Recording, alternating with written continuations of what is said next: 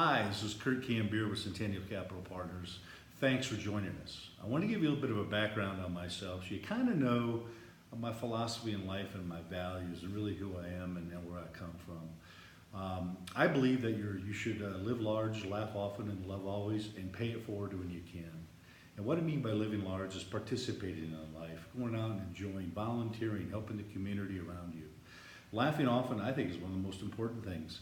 I think too many people take themselves and their lives maybe a little bit too seriously and don't laugh enough. Laughter brings joy and happiness into your life. And then to love always. And I believe that if you give out love, you get love back. If you give out generosity, you get generosity back. But if you give out frustration and anger and hatred, that's what you get back. And I don't want to live my life that way.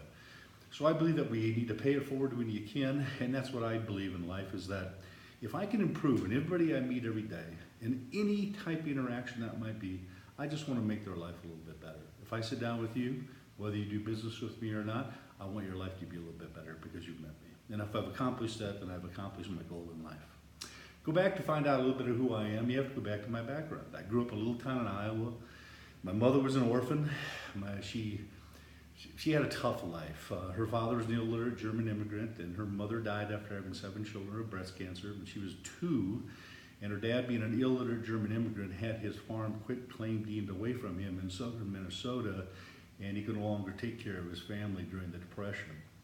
So he took his family down, drove them down to Iowa to my great-grandfather's house, and he was already 68 and not the best of health, and he couldn't take care of the kids either, so they ended up in an orphanage in Sioux City, Iowa. My great-grandfather paid so the kids would stay together and come out of the orphanage. When they came out of the orphanage, and they were old enough and mid-teenagers, so they were there quite a while, they were old enough to participate and raise money for the family, and they lived with my Aunt Clara, who I swear is a saint, because she never married, took care of all 7 of those kids. So a pretty interesting experience. My mother got out of that. She went on to college to become a school teacher. While in college, she developed polio. The prognosis wasn't very good of her polio. She overcame that. She met my father, got married, had a miscarriage, a premature birth, and then had 4 beautiful children. But along the way, she developed breast cancer, and she ended up passing away of breast cancer in her early 30s, and I was only a 10-year-old boy. So it was tough to see your mother struggle for 5 years in and out of the hospital and fighting breast cancer, but her strength is part of my strength. My dad was a rebel. He's an independent guy. He dropped out of high school at the age of 14, never went back. Lived on his own. He worked in a packing plant, worked on the railroad. Ultimately went and drove truck for a lot of years. And after my mother's death, my dad got into the ready-mix business. He always had a entrepreneurial spirit. The ready-mix business led to him entering the precast business. When he got into the precast business in 1979, he did $7 million of revenue. He was the largest precast manufacturer in America. And in today, $7 million is a fair amount of money. 1979, it was a large amount of money, and he thought it was never going to end. But the very next year, 1980, when the farm crisis hit, they raised interest rates a ton.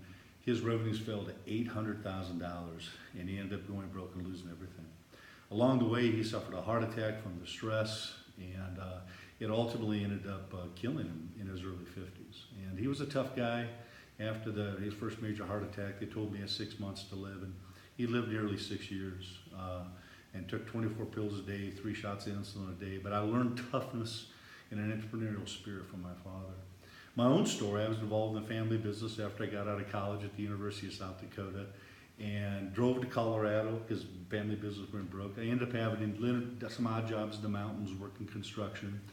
Ended up in Denver in about 1984 with $12 in my pocket, no job and no place to live.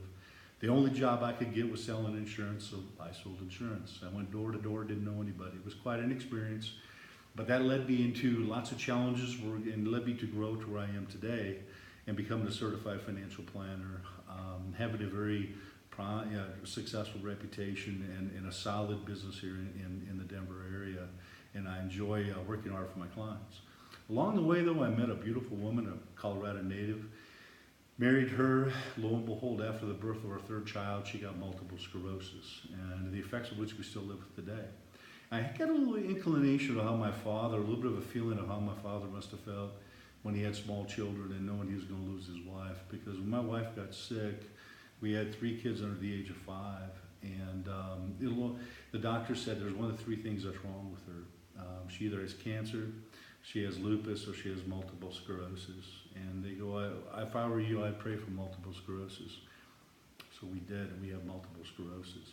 And those are some of the challenges that we face. Our 3 children have grown up to be good contributors into society. My 3 kids have won 5 state championships. A lot of families have never had one and have had great athletes. So we've had great senses of leadership and opportunities there. And I've coached a lot, and a lot of people call me a financial coach in the position I do today. When I coached basketball, I always told kids that the thoughts they have in their head today would be the person they'll become tomorrow. 2 is always smile, because people want to be around someone who's joyful and gives out a positive spirit. And number 3 is always give more than what you get. And I believe if you give more out than what you get back in life, you'll have more than you'll ever need.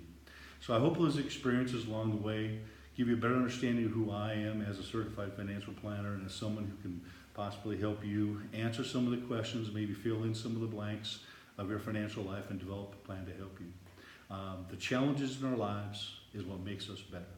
You always learn more from your defeats than you do your victories, and I've learned a lot from the challenges I've had in my life, and I'd love to share my wisdom and knowledge with you.